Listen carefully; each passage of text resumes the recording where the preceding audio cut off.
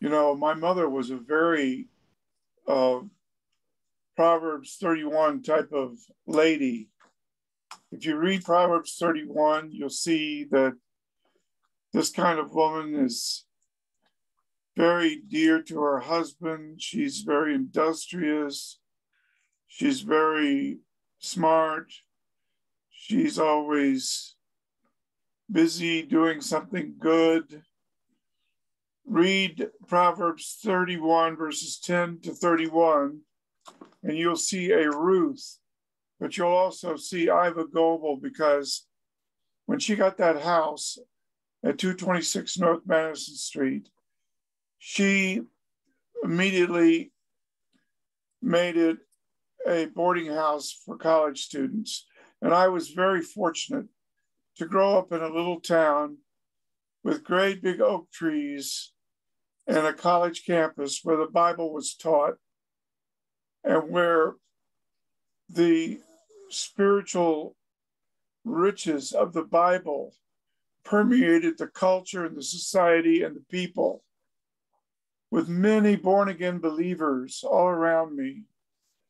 I really had no excuse to be the reprobate I was. But at the age of 5, I was very fortunate because there was a great big yard next to that 2-story house where those college students were upstairs. And in that big yard one day, a great big 6-foot, 1-inch, 200-pound boy, well, actually a man, 24 years old, came on the yard and he picked me up. Now, if you're 5 years old, you have no idea what it's like to get on the shoulders of somebody that tall. You really feel like you're riding on the shoulders of a giant. And of course, Israel was becoming a nation just then. And Jews were moving into Brooklyn. But there was also a place called Ebbets Field. And this guy, his name was Gil Hodges. And for some reason, he decided he was going to ride me around in the yard on his shoulder. He had been born in Princeton, where I was born. He was exactly halfway through his life. He was 24 years old, and he was going to be living another 24 years. And he was going to be a great man with bridges and streets and everything else named after him.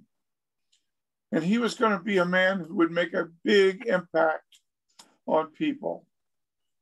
And there he was in Brooklyn, where I was going to go. And Israel was becoming a nation.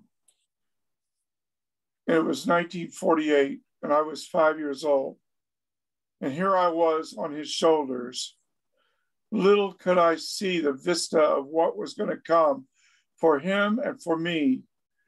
But he had already started his baseball career, and he was ready to leave Oakland City and go to Brooklyn to play for the Brooklyn Dodgers.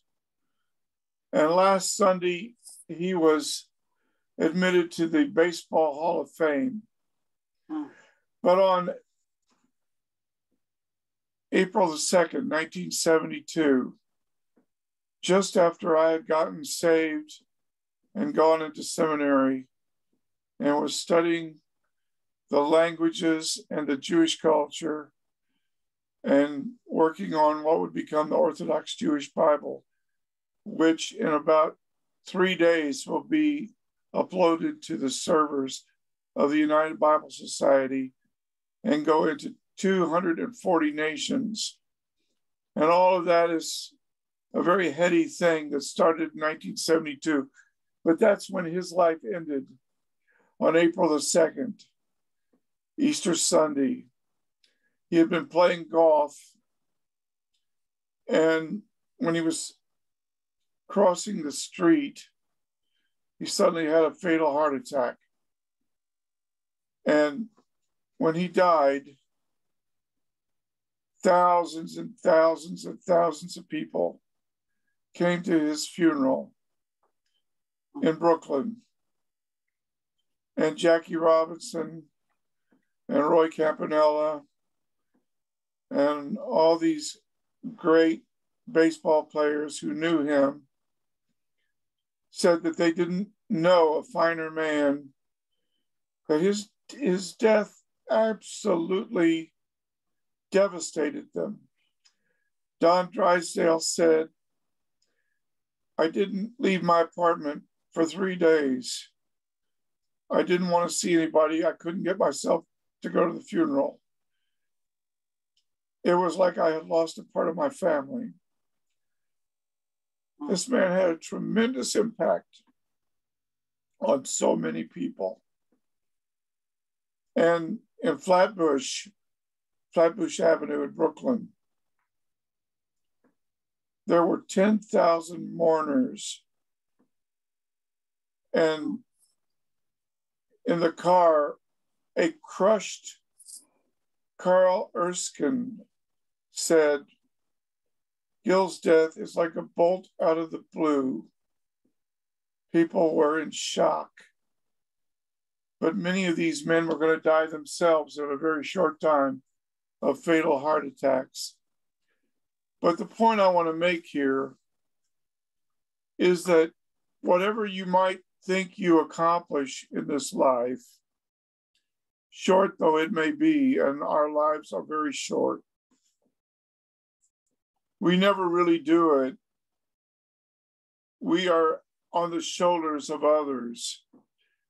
In Yohanan chapter 4, verse 38, the Messiah says, I sent you to reap that whereon ye labored not. Other men labored, and you are entered into their labors. They did the hard part. You did the easy part. Some sow, others reap. And when you reap, it's because somebody else did the work. And so we can never really boast. We're always on the shoulders of giants. And I was fortunate to have some of the greatest seminary professors in the 20th century as my teachers. And one was my mentor and helped me publish my books. Without these people, I couldn't have done anything. And my friend, you have to see that you're just a little child riding on the shoulders of a giant. And that giant is Yeshua HaMashiach. He's the one who purchased your life and your salvation. And here's what he says. Verily I say unto you, except ye be turned around spiritually and become as a little child, you shall not enter into the kingdom of heaven. Whoever therefore shall humble himself as a little child, the same is the greatest in the kingdom of heaven. And on his shoulders, as a little child, I was seeing a wonderful world, a big green yard, a wonderful house filled with college boys.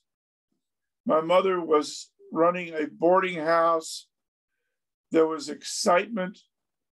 There was going to the house of God, Vacation Bible School, all these college boys, all these young people. And little did I know that Israel was becoming a nation at that very time, and that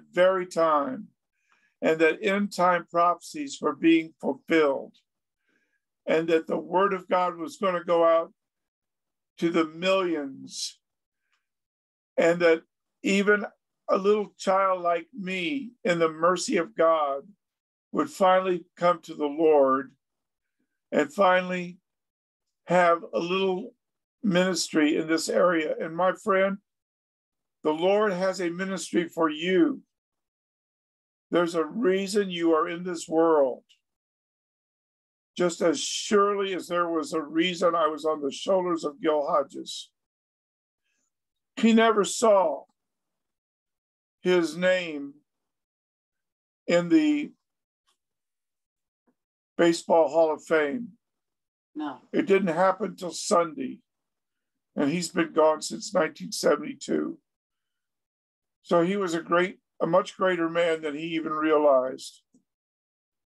But you have a much greater calling than you realize, because the King of Glory is calling you to be his servant, to ride on his shoulders, to see the great things he will do in your life and through you. Thank God that I had a godly mother who prayed for me, sold everything she had. She sold that house. She sold all the furniture. She put my father in a car and drove straight to Beverly Hills and dragged me to the house of God, where I became a believer and went into the seminary. And it would not have happened without an evangelist. And she was that evangelist. To whom much is given, much is required. I was given Oakland City, Indiana. I was given a ride on the shoulders of Gil Hodges. I was given a wonderful born-again mother. I was given a glorious opportunity to know the Lord. I didn't. I was a prodigal. I ran for the Lord. I got as far as Beverly Hills. Then he caught up with me. And I'm praying he will catch up with you today. I'm praying right now, Lord, if there's somebody here watching this video today, bring them to a saving knowledge of Yeshua HaMashiach.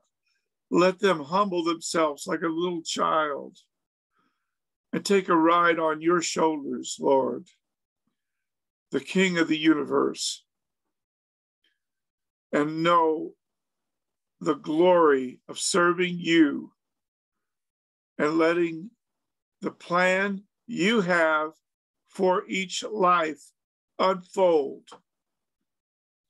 And we'll give you all the praise, and everybody